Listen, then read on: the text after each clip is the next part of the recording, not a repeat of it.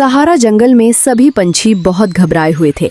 कारण था, मोमेंटस के जानकार पक्षी ने ये चेतावनी दी थी कि अगले 2-3 दिनों में भारी बारिश के साथ बहुत बड़ा तूफान आने वाला है। अगर ऐसा हुआ तो जंगल के कई पंछियों के घोंसले नष्ट हो सकते थे। सारे पंछी एक जगह इकट्ठा हुए। सभी की आंखों में चिंता साफ दिख रही थी। दोस्तों, हमें तुरंत तैयारी करनी होगी। अगर तूफान आया तो कमजोर घोंसले टिक नहीं पाएंगे। हमारे राज्य के भंडार में आपातकाल के लिए कुछ लकड़ियां रखी हैं।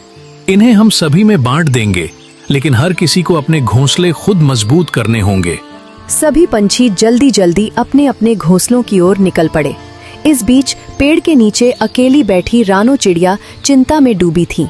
उसके पास उसके बेटी गुड़िया और बेटा कुकू भी थे। माँ, हम तीनों मिलकर घोंसला बना लेंगे, जल्दी हो जाएगा। नहीं बेटी, मुझे किसी का एहसान नहीं चाहिए। अगर तूफान में दोगी तो मैं कहाँ जाऊंगी? माँ, हम तो रहने दो, मैं खुद देख लूंगी। थोड़ी देर में जंगल के सिपाही पक्षी लकड़ियां लेकर आ गए और हर पेड़ के नीचे रख दी। तभी वहाँ कालू कौवा और उसकी पत्नी गोरी कौवी, साथ में भूरा कौवा भी आ पहुँचे। अरे अरे, सब समय पर हाजिर हैं। लगता है लकड़ी का प्रसाद बांटा जा रहा है। इन लकड़ियों पर सिर्फ तुम्हारा नाम नहीं लिखा है, ये हम सबकी हैं। ये तो सिर्फ 3 घोंसलों जितनी लकड़ियां हैं। मैं किसी के साथ शेयर नहीं करने वाला। झगड़ा मत करो, वक्त कम है, हमें समझौते से काम लेना होगा। आखिर फैसला हुआ कि कालू कौवा और गोरी कौवी मिलकर एक घोंसला बनाएंगे। भूरा कौवा अपना अलग बनाएगा और रानू अपने बच्चों के साथ कोशिश करेगी। गोरी और कालू लकड़ियां लाने और घोंसला बनाने में जुट गए, लेकिन भूरा चुपके चुपके रानो की लकड़ियां उठा रहा था और रानो भी बिना बताए उसकी लकड़ियां खींच रही थी। अरे, मैं कब से लकड़ियां ला रहा हूँ, लेकिन बढ़ ही नहीं रही। छोड़ो, जो है उसी से बनाते हैं। आखिरकार कालू और गोरी का घोंसला तैयार हो गया। इसे देख रानो उदास होकर बोली, मेरे पैर में मोच आ गई है, अब मैं अपना घोंसला कैसे बनाऊंगी? चिंता मत करो रानो दीदी, हम आपकी मदद करेंगे। कालू और गोरी ने रानो का घोंसला भी बना दिया। उधर भूरा ने भी जैसे तैसे अपना घोंसला तैयार कर लिया।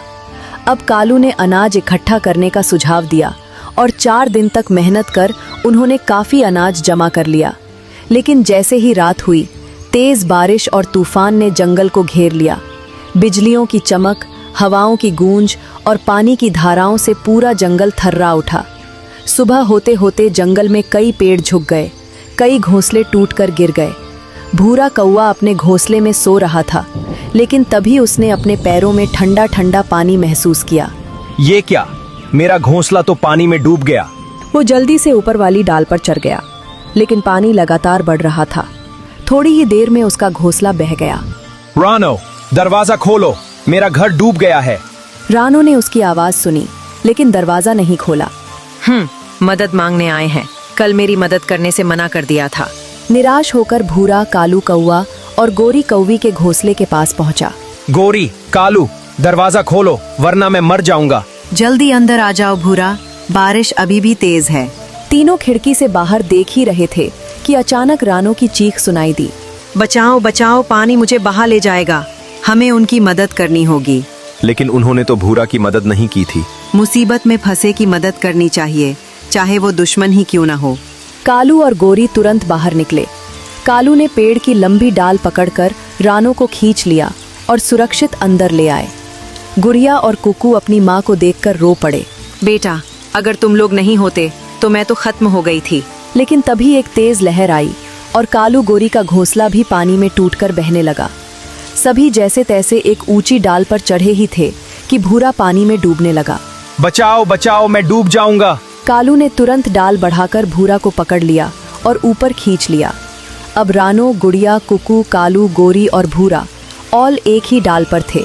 बारिश का पानी नीचे से बहता जा रहा था। देखो, अगर हम सब ने पहले ही मिलकर काम किया होता तो शायद आज ये हाल न होता। सच कह रही हो रानो, अब से हम सब साथ रहेंगे और एक दूसरे की मदद करेंगे। तूफान धीरे धीरे थम गया। जंगल के पंछियों ने मिलकर फिर से घोंसले बनाए, लेकिन इस बार एक नया नियम बना, कभी भी मुसीबत में किसी को अकेला नहीं छोड़ेंगे। सुंदरवन के जंगल में सभी पक्षी खुशी खुशी से रह रहे थे, लेकिन कुछ समय बाद उनकी खुशी गम में बदलने लगी। जब से उस जंगल पर एक चील की नजर पड़ी, तब से उस जंगल की शांति खत्म हो गई थी। उस चील को पक्षियों की बजाय छोटे पक्षियों का मांस ज्यादा पसंद था। वह आए दिन किसी न किसी पक्षी के बच्चे को उठा ले जाती और उसे खा जाती। पक्षियों को कुछ समझ में नहीं आ रहा था कि वो क्या करें। ऐसे ही एक दिन वे सब परेशानी में बैठे हुए थे। अब हम क्या करें? अपने बच्चों को कैसे बचाएं उस जालिम चील से? मेरे तो अंडे भी होने वाले हैं और मुझे ये गम अभी से खाए जा रहा है कि मेरे होने वाले बच्चों का क्या होगा। इससे तो अच्छा है वो चील हमें ही खा जाए। वो चील बहुत ही चालाक है। वो जानती है वो अगर हम पक्षियों को खा जाएगी तो उसे रोज रोज मांस कैसे मिलेगा। वो हमें नहीं खाएगी बल्कि हमारे बच्चों को ही खाया करेगी।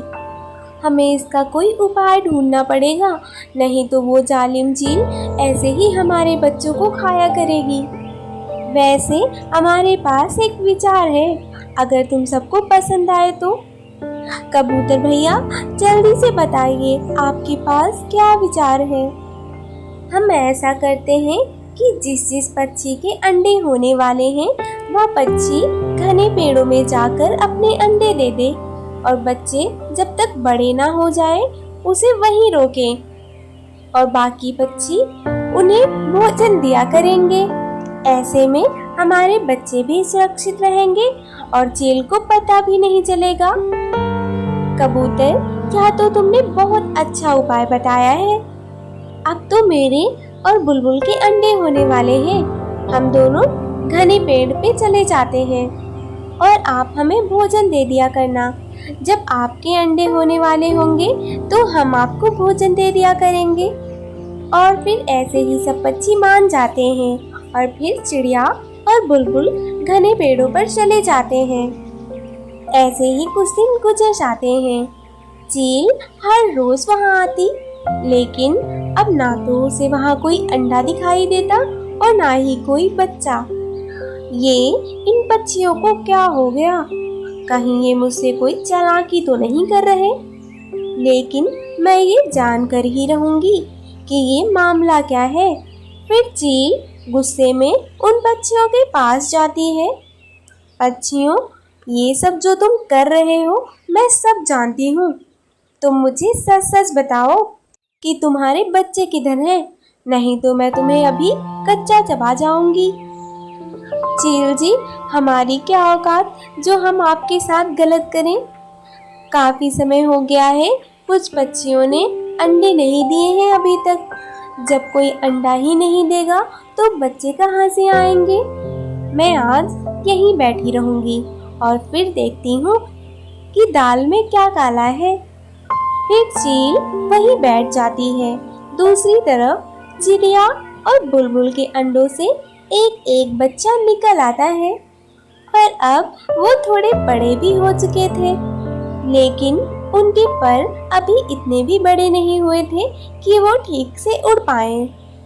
मेरा बेटा अब कुछ ही दिनों में उड़ना सीख लेगा और मेरी सारी चिंता खत्म हो जाएगी। लेकिन मम्मा, मैं तो उड़ सकता हूँ। ऐसा कहकर वो चिड़िया का छोटा बच्चा अपने घोंसले से बाहर निकल जाता है और तेजी से घने पेड़ों से बाहर निकल जाता है। चिड़िया अपने बेटे को आवाज देती है, लेकिन वो बच्चा उड़ता ही जा रहा था। वो उड़ते उड़ते उसी तरफ चला जाता है जहाँ चील बैठी हुई थी। उसके पीछे उसकी माँ भी आ जाती है। ताजा ताजा मांस, तो ये चालाकी कर रहे थे तुम पक्षी। आज तो मजा ही आ जाएगा। चील जी, मेरे बच्चों को मत खाइए, उसकी जगह तुम मुझे खा लो। अरे, तुम्हें खा लिया तो दोबारा ऐसा ताजा ताजा मांस कैसे मिलेगा। ऐसा कहकर चील उस बच्चे की तरफ बढ़ती है, लेकिन वो बच्चा तेजी से आगे बढ़ जाता है। आज वो पहली बार उड़ रहा था और वो बहुत तेज भी उड़ रहा था। वो बच्चा आगे आगे और चील उसके पीछे पीछे। उस चिड़िया का हाल उस समय कोई नहीं जानता था। वो तो बस अपने बच्चे को मौत के मुंह में जाने से बाहर निकाल रही थी। लेकिन वो बच्चा भी कोई आम बच्चा नहीं लग रहा था, वह तो बस उड़े ही जा रहा था। अब तो चील भी थक गई थी, वह अब बूढ़ी हो चुकी थी। फिर बच्चा उड़ता पहाड़ी इलाके की तरफ पहुंच गया। चील भी उसके पीछे पीछे ही थी। वो जल्दी से पहाड़ से ऊपर निकल गया और चील उस पहाड़ से लड़के मर गई। सब पक्षी बहुत खुश थे। चिड़िया, तुम्हारे इस छोटे बच्चे ने वो कर दिखाया जो शायद हम में से कोई भी न कर पाता। चिड़िया को अपने बच्चे पर बहुत गर्व महसूस हुआ और वो अपने काम में लग जाती है।